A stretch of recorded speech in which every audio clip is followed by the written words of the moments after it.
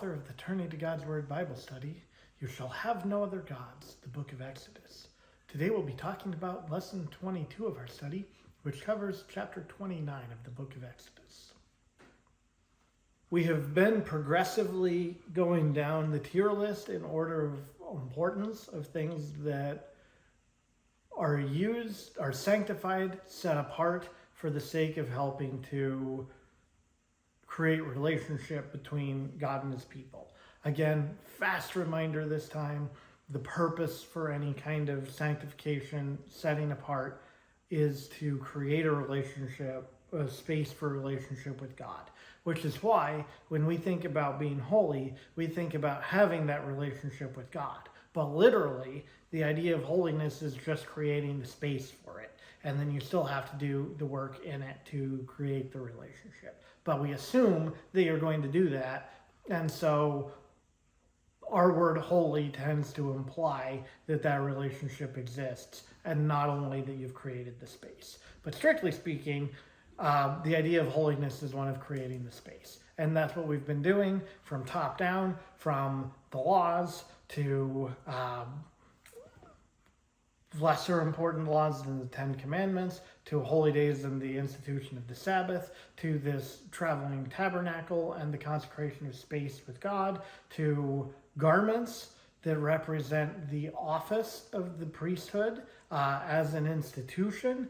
And now we're getting to the individual and the specific guys that we're going to make priests. So this is kind of the hinge point, if you will, past like setting up the institutions and moving into a lot more practical, where we're going to, actually have some guys be priests. We've been pretty theoretical before. They're going to, of course, construct all of these things we talked about, but they haven't yet. So the first of all of this, and we don't have tablets of the commandments, the first of all of these things that we're going to do instead of talking about is we're going to make some priests. Which is interesting. We don't build it in reality in the same order that God talked about it. The order of talking is the order of importance. But now the first thing we're going to do is we're going to make some priests. And so here we get to see the process of ordaining priests. So we've been going progressively down the order from most important to least important. And now we have the office of priest. And now we also have the means by which we make priests. So you are hereditarily a priest, but you also have to be ordained before you serve in the role as a priest. And we have to ordain the first priests the first time as well, since they have not been hereditarily priests yet, because that wasn't a thing when they were born.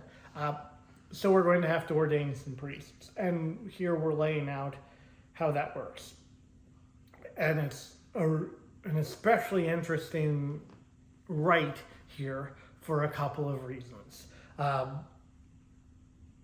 The first one being the ordination, well, I'll get back to that one. The first one being the priests do it themselves, right? Like, they're involved. Moses isn't making these people priests. He's going to tell them what to do, but all the things that are done as a part of the ordination are done by the ordainee as a part of the ordination. So by doing priestly things in this sanctioned way, these people become priests. They're, again, like the function then, so especially for the high priest, as we saw previously, that clothing and that robe defines who the priest is and is way more important than the guy, right? Like, that's one of the neat things about it being clothes is you can put it on somebody else, and then somebody else is the high priest, right? Like, by definition, it's not about the guy. It's about the thing that represents the office and that can be changed from guy to guy.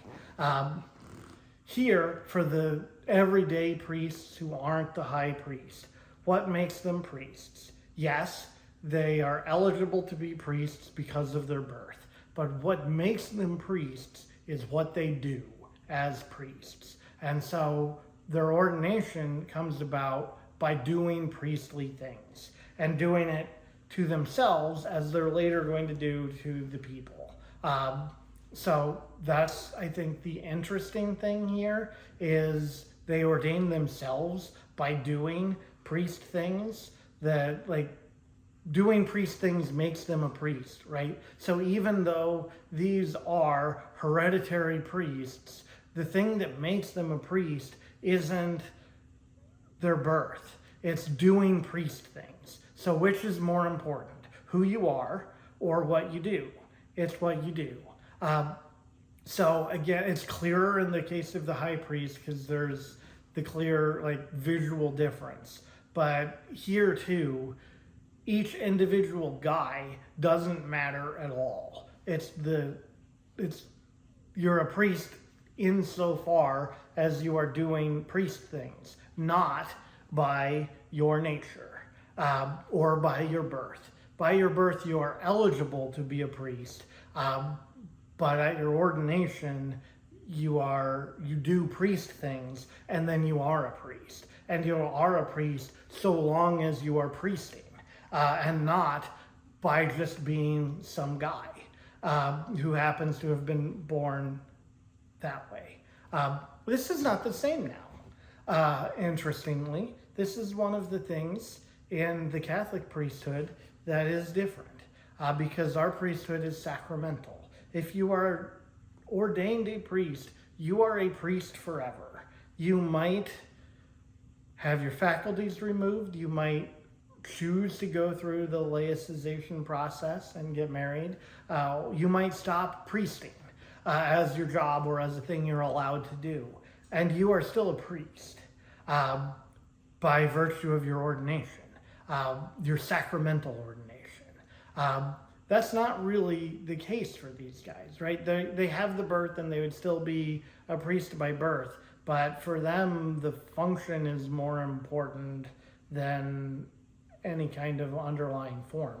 And for us, that underlying sacramental form grows tremendously in prominence. And the reason for that is these guys are priests in and of themselves, right? But for a Catholic priest, you can't be a priest of your own merit and on your own right. You are taking a special share in Christ that allows you to function as a priest, right? That's what that sacramental thing does, is it extends to you something unique to the office that is a connection to Jesus Christ, that is for the purpose of that office. And while you might not do priest things anymore, once you have been ordained, that connection exists.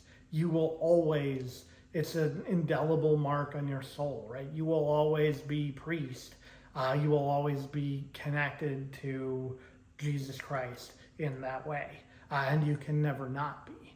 But that's because your priesthood as a Catholic priest is only Christ, right? It's his priesthood that you're borrowing, right? Like, and that's where the office for us is even more profoundly the primary thing than for these guys, because you're only a priest insofar as Christ is a priest, and you're borrowing his priesthood and him, right? You're standing in administering a sacrament, you are standing in persona Christi. You're standing in the place of Christ. You're borrowing him and letting him, like, imprint on you, and you're standing in for and being him when you're doing priest things. And so you have to be ordained in a way that allows that to occur at a deep and an ontological level, and you have to be changed to do that. So for us,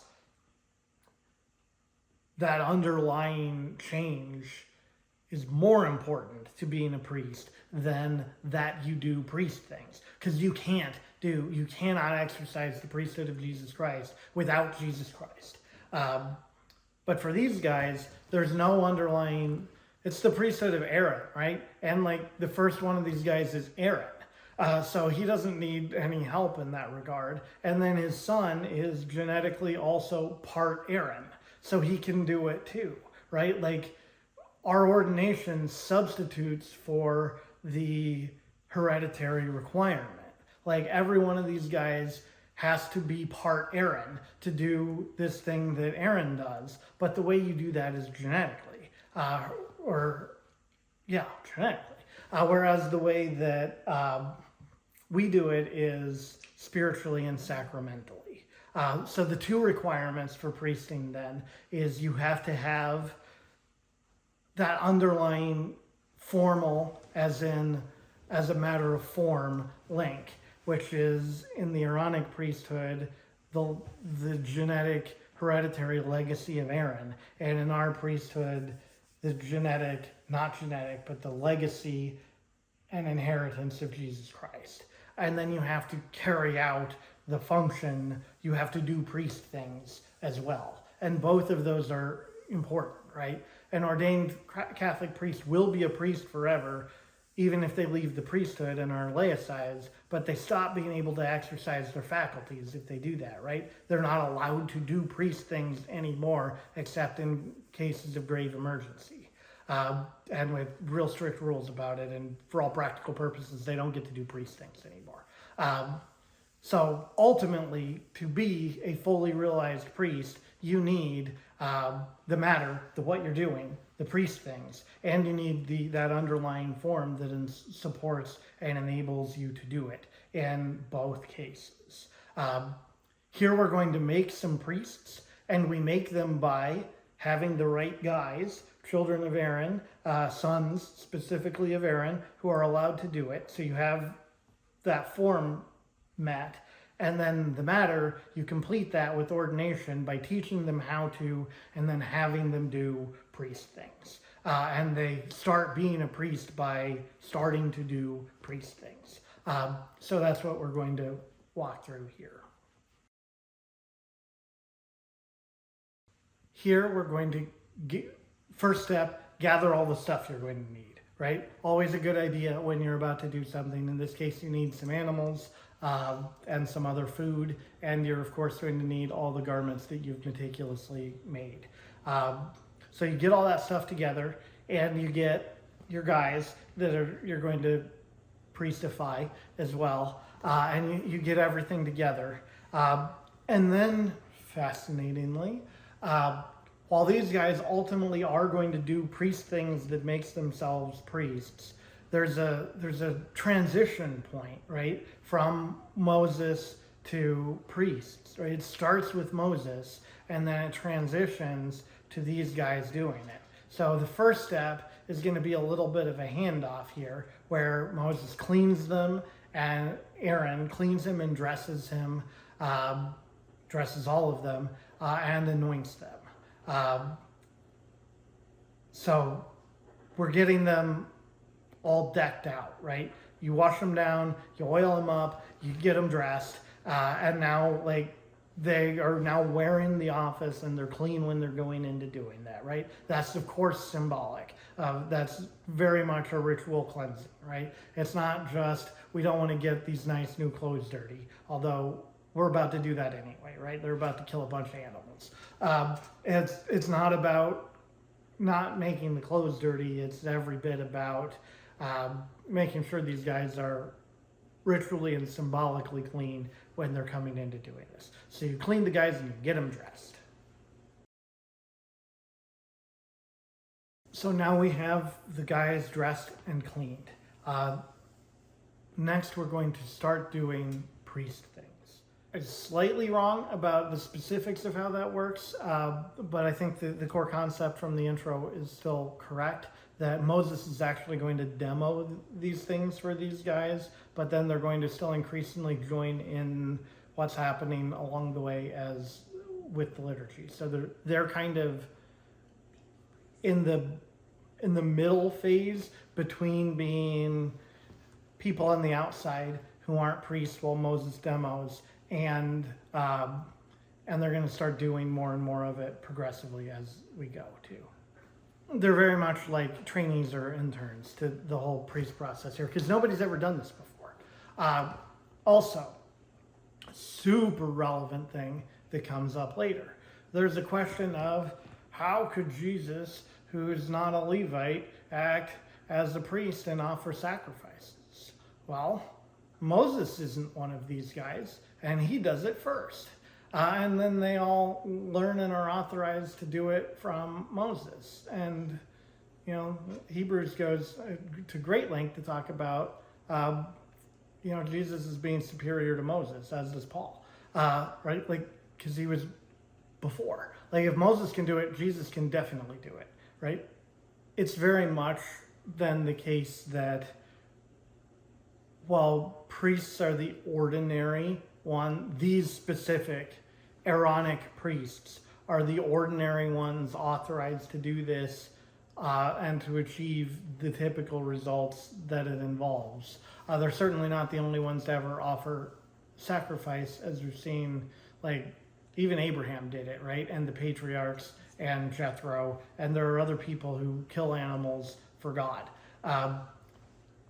For these specific types of sacrifices, though, even Moses does like the exact prescribed forms, right? Come from, and Moses demos them, and then these other guys do them. So you still have a prophet doing them first, which is reiterated when David presumes to do priestly things later, and nobody bats an eye because he's David. And like, so while it is the ordinary responsibility of priests to do these things, there are extraordinary cases where, by virtue of someone's relationship with God, they can assume and carry out priestly authority without being ordained priests. And it's a neat thing to see Moses doing that here. And it's necessary because you don't have pre-existing priests to ordain new priests, right? It has to come from somewhere. But then again, right, like this priesthood comes from the office of Moses as prophet. How would Jesus not be authorized to do it, right? The hereditary matters so much less than that underlying form is he's God, right? Like that trumps being born of Aaron. The structure and the form is how you extend, again, that right to go up the mountain to people who can't go up the mountain.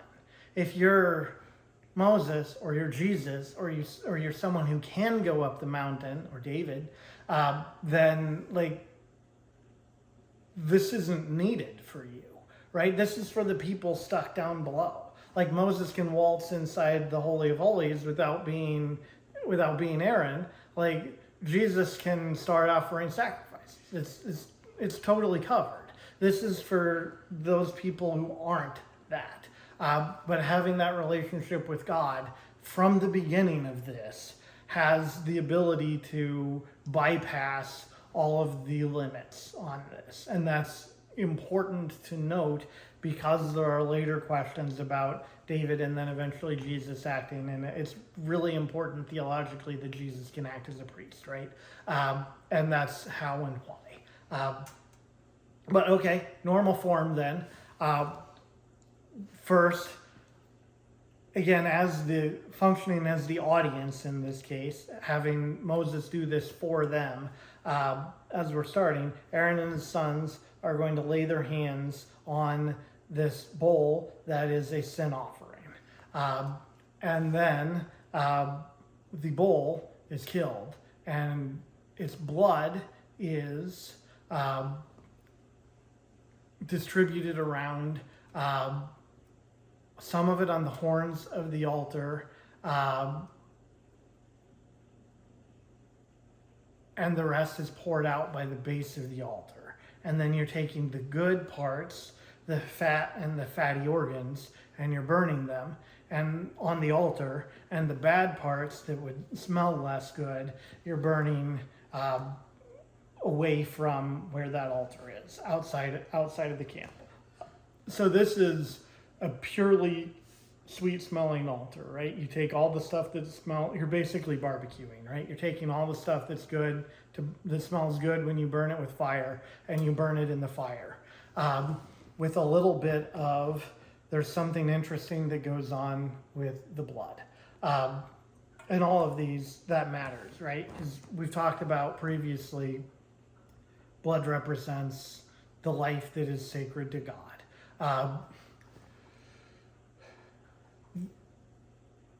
I've read some about this. I've never come to something that is like super satisfying and I'm sure is right, although I have an idea that I like the sounds of here. So I'm going to speculate a little bit. Fair warning. So you're free to disregard all of this. But this part in particular, if you think it doesn't sound right, feel very free to hold a different opinion. These altars have horns, right? And a part of this is you're actually bloodying the horns of the altar.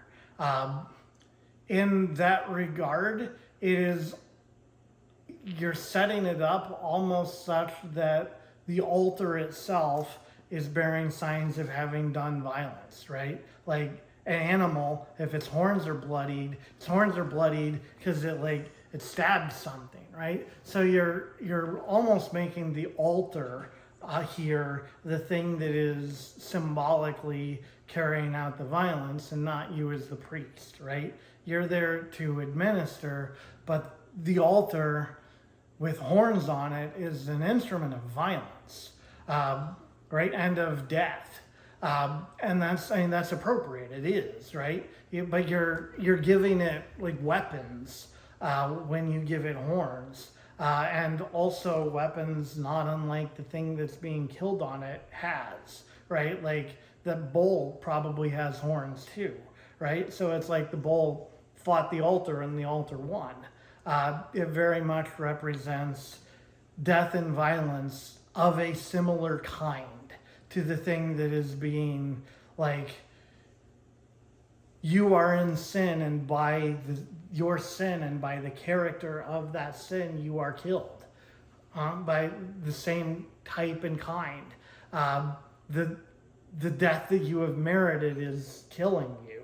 And instead, we'll just trade one out for the other here, right? Like the bull represents you still, right? Like, and that violence that's meant for you is being inflicted symbolically by the altar and with help of the priest on that bull in your stead. It is violent.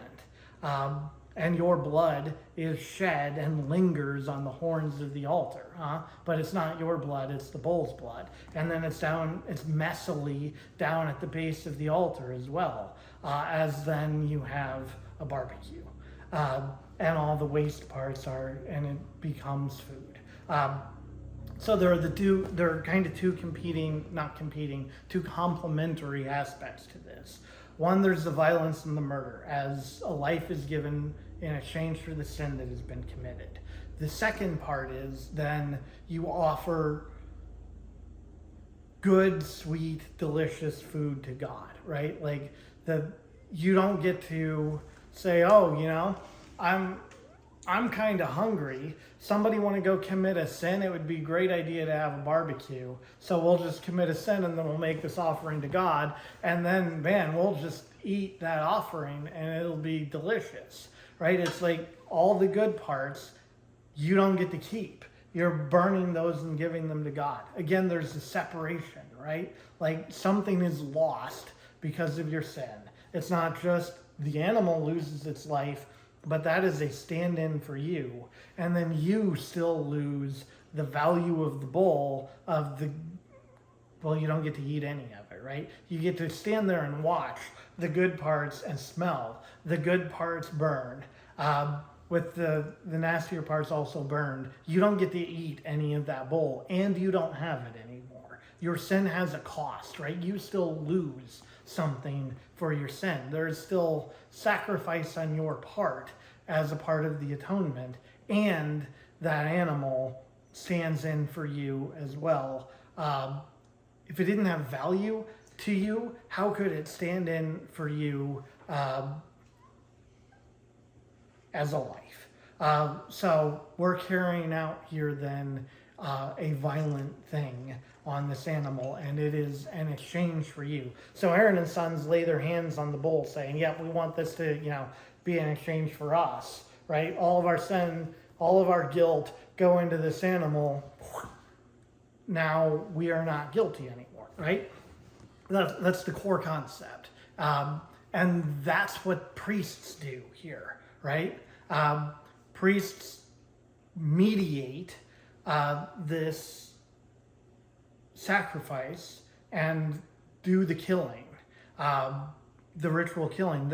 This priesthood is violent in nature, right? They're going to do a few things that don't involve killing, but the vast majority of the liturgical function of these priests are carrying out death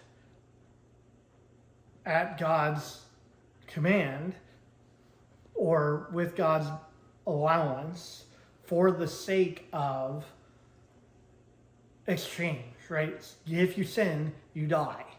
If you're in a bad state with God, death is owed, and God is the one who should be carrying that out. The priest stands in the place of God to do the killing, and the animal stands in the place of you to be the killed. So you both have a stand-in, right? Here you're going to take, I have sinned, I owe God my life. God's up there, he should be taking my life. We're both going to have a stand-in and act out the thing that has to happen.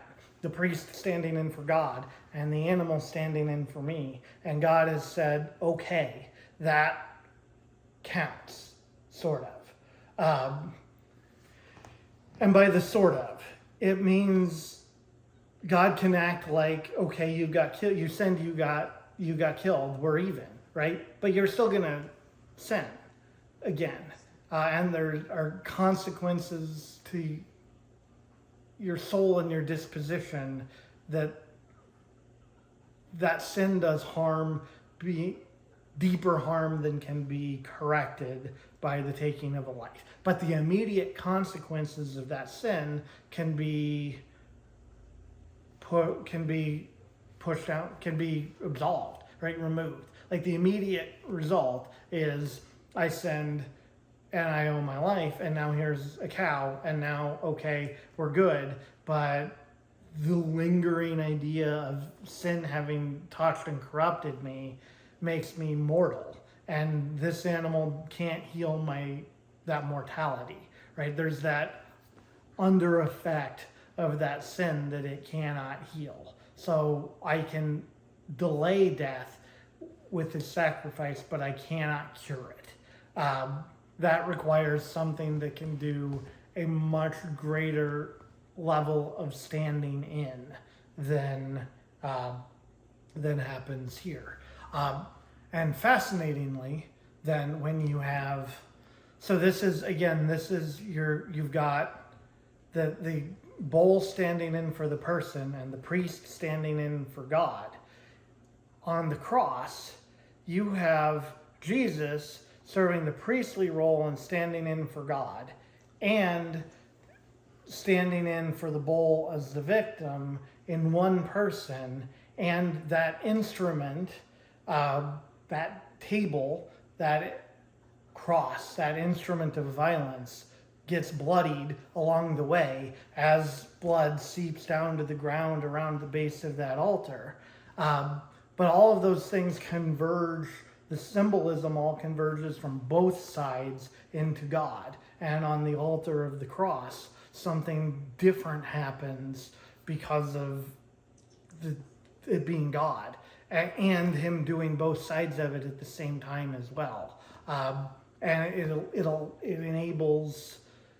empowers this to do a different thing than it does here. And that's known and intended here, right? The shortcomings, what this can't do, that comes directly from this, right?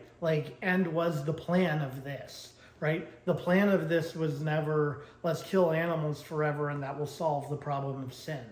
But the idea that a life can be exchanged violently for sin, to pay the debt of sin, is very much the foundational idea that you have God, you have someone standing in for the other side, and violence is carried out. So if you think, well, why did Jesus have to die the way he did? Violence is a part of it. Like, it's a fundamental and a core part of what this is and how it works, and the debt that's owed, right? Sin is itself committing a form of violence. And, when you put violence out into the world, you invite violence back upon yourself. Like, to close the loop of the harm that was done by sin, you owe a life, but you have to absorb back upon yourself the harm and the violence that you put out into the world to close that loop as well.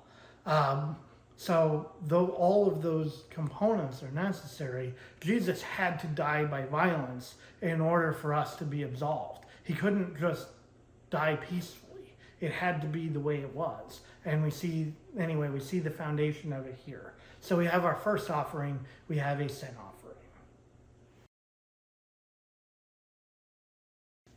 Then we do a second type of offering, a burnt offering, sometimes called a holocaust. So there are different types of offerings. And the book helpfully talks about, like, the guilt offering, the sin offering, they're also called different things sometimes. The first one, the sin offering, is like, you screwed up. But it's not as clear as, like, this is one of the interesting things, again, about the book of Leviticus. It talks about these different offerings and different circumstances where they might be used. And one of the takeaways is, for our sensibilities, without having lived and worshiped this, it's pretty unclear the exact circumstance that would make the difference between some of these things.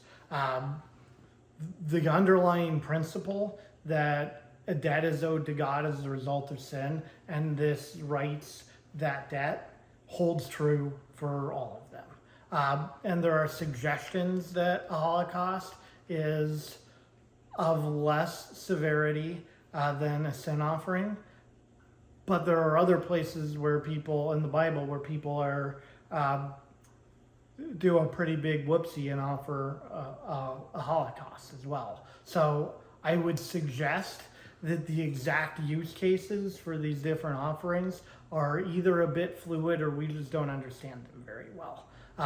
And although I've gotten hung up on that plenty myself, I urge you not to. And core idea, there's sin, an animal has to die violently to get rid of that sin, and there are different types of these things that were used differently, and it's not super clear how or why.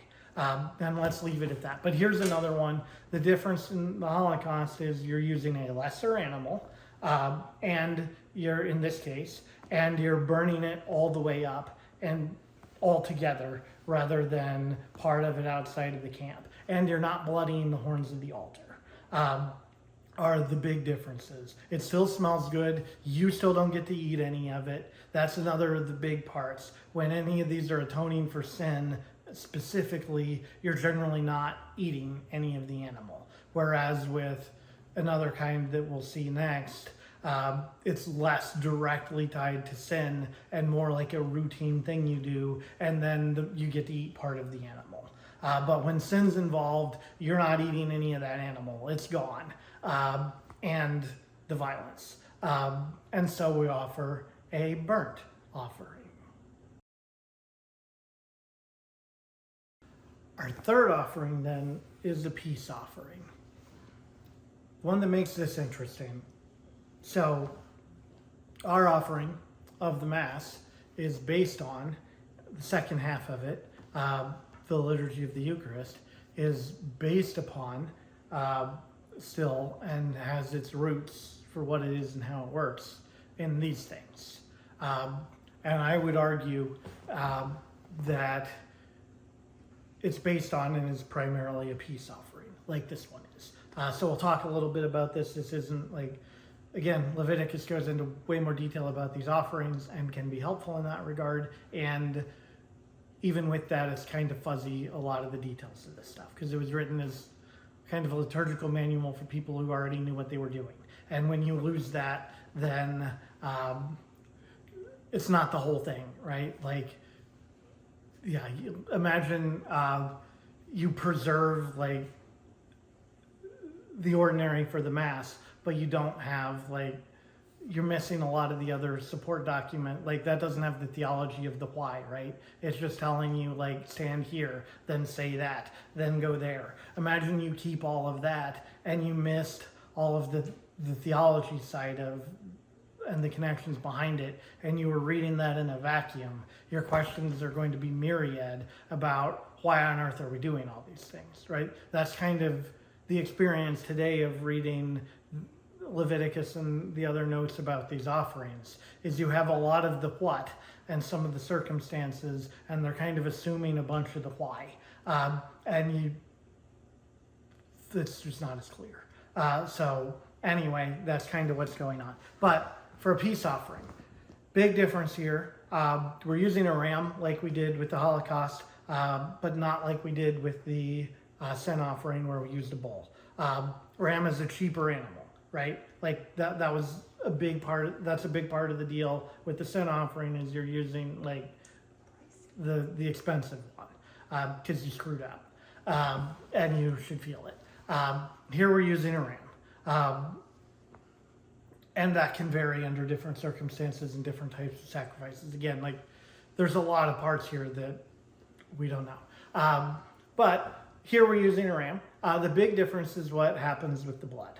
So the sin offering, again, the blood was you also bloodied the horns of the altar to involve the altar in the symbolic act of violence. In the Holocaust, you let all of the blood drain down to the base of the altar. Here, you're doing a functionally different thing. Instead of taking a life in exchange for a life that's owed as a result of sin, sin is not inherently a part of this.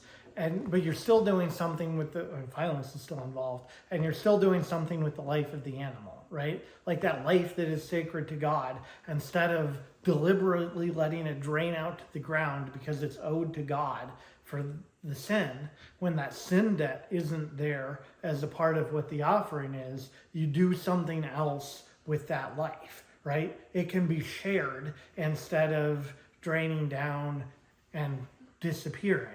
So the priests are being marked with that life on their ear to listen, on their fingers to do, and on their feet to go. I'm assuming that, but it makes sense to me.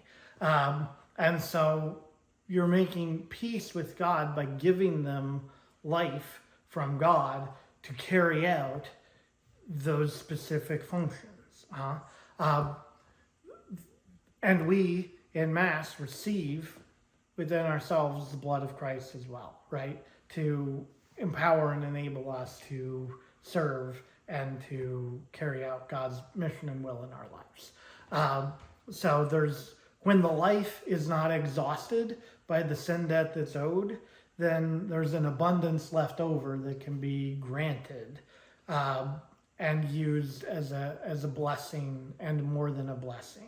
So the fascinating thing about Jesus' sacrifice at Calvary is it's more than one of these things at a time, because his life is so super abundant in value that it can't be killed enough to, like, it's killed and it pays our debt, but it still can't die, and it, through killing an unkillable thing that is also overwhelmingly innocent, there's like just a positive and infinite feedback loop of value within this structure, so that you're not only, the blood doesn't have to seep to the ground and dissipate, right? Because the life isn't gone.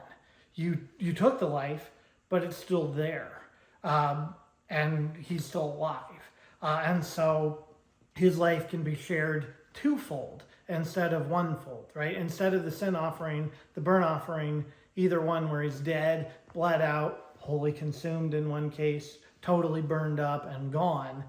He's been offered, he still is, and now can be offered again. And the blood that comes from the abundance of that offering can be shared with us in a way that empowers and gives life to us as well. But here you have to do it in separate parts because you don't have enough live animal to pay the debt and have anything left over to bless. So we do multiple rounds here, and we're doing this peace offering finally to bless. We also have a sign of peace in our Mass, and we'll see we also are holding up bread, which is a thing that happens as well here.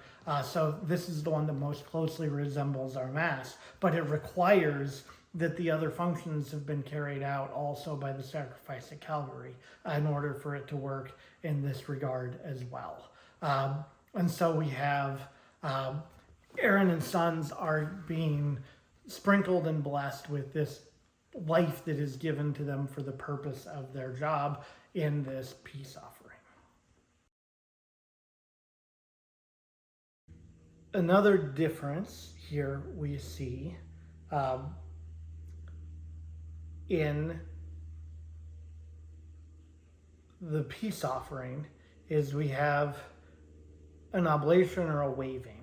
A wave offering is also a thing, and it can be done without the stuff that happens at, you want to bring some wine and offer it. Usually it's if you're doing a wave offering, the priest is keeping much of what's being waved. Here we see not all of it, but you bring fruit of your field to the priest as an offering to God. They might wave it up. See, God, John gave us this. Now I'm going to go put it in the storehouse or eat some of it, right? And that's but the waving is God, see, this is for you. Now I'm going to keep it. But that was a part of being a priest, was you get to keep that. So some of that happens here with the breast of the ram, right? Gets waved, and it's Aaron's portion. Not all of this is consumed. But more of it is still the good parts, right? The fatty, delicious parts of this thing, as well as some of that bread, unleavened bread, are waved before the Lord and then are consumed by fire or burned. And then the breast of the ram, which is not the most delicious part, is saved for Aaron, and he gets to keep and eat it. And that's how this is going. Here also we see, now that the blood has been put onto Aaron and sons, they start to do priestly things, right? Now they're doing the waving. Moses is still also involved in still doing things, but they're literally picking up part of this to do now that this peace offering has been made and they have been anointed with blood. So they're priesting now. So if you're, people talk about, well, what exact point of the Mass did it happen that bread and wine became the body and blood of Christ? Well, at what exact point of this whole ordination ritual did they go from being not priests to being priests? It was with that blood. Now they're doing priest things instead of observing. Which raises an interesting question of who gets to eat this ram, because in the first time you do it, of course, Moses is doing it. And the text is a little unclear, right? Because the person writing this knows that this is for the priests, right? And it even calls, and the thigh of the priest's portion in verse 27, right? And Moses isn't a priest, but the you who's doing all of this is still Moses. So the text is kind of mixing up how this would normally work as a liturgical ordination and the fact that Moses is doing the first one a little bit. So who actually By the way, the ordination hasn't happened yet. So, but who actually, when Moses does the first one, gets to go home with that ram breast is a little unclear. But the general and the overriding point is that the priest, when doing a peace offering, the priest takes home a part of the offering and eats it. And I think that's probably the more significant point, but it is kind of fun to think about when Moses actually does this, who gets to eat it. Lest we forget, these garments are an essential part of the office. So now we're looking at, this seems to be implying the ordination rite beyond just the first time too, huh? So what about after Aaron, for his sons after him as well, need to wear this garment? And when and how? You'll wear them 7 days. I think that means when you're first ordained, you wear them for 7 days straight. And then when you come into the tent of meeting to minister in the holy place. So there are a few special times that as high priest, you need to don these special garments. And that's tied up to and connected with being a priest. Here we have an example of when you're hyperfixating on one part of the text and trying to think it through, you can forget about other things around it, and you can get confused. So it is obviously Aaron and sons who end up eating this, because it says that right here, right? Like they take the priestly portion of this ordination offering, and they're given instructions for what they should do, and they're going to eat it, not Moses. And they boil it in a holy place, and then they eat it, as well as the parts of the bread that they didn't burn after the wave offering. And we see a bit of the purpose of the offering as well. Verse 33, they shall eat those things with which atonement was made, to ordain and consecrate them. So there's still, like, a peace offering isn't just, hey, it would be nice if there's no violence, right? The peace offering is still very much, it seems to be more some of those residual effects of sin, right? Like, I've sinned, there's been violence to rectify the sin, but what's my state of my relationship with God after all of that has happened? Right? So maybe he doesn't want to kill me, but maybe there's still a lot of distance that is marred by violence, right? From both sides. So the relationship is still very much separated. And that's what we're looking at here with this peace offering, is how do we, the violence is done, but we don't have peace yet. How do we then make peace and reconcile God and the person? And there's that life-based offering that helps do that, and that's this peace offering that is a part of what's going on. And that's also where the character of the Eucharist is most relevant. Is, okay, you go to Mass and you're not in a state of mortal sin, but what does your relationship with God look like? Are you on good terms, right? This is more about drawing into and building into relationship, healing any divisions and creating good terms, making atonement for anything that's outstanding. And the Eucharist achieves very much a similar effect in our relationship with God. So that occurs. And again, interesting Eucharistic parallel. Who's allowed to eat this? Only Aaron and his son, only priests. Who's allowed to eat the Eucharist?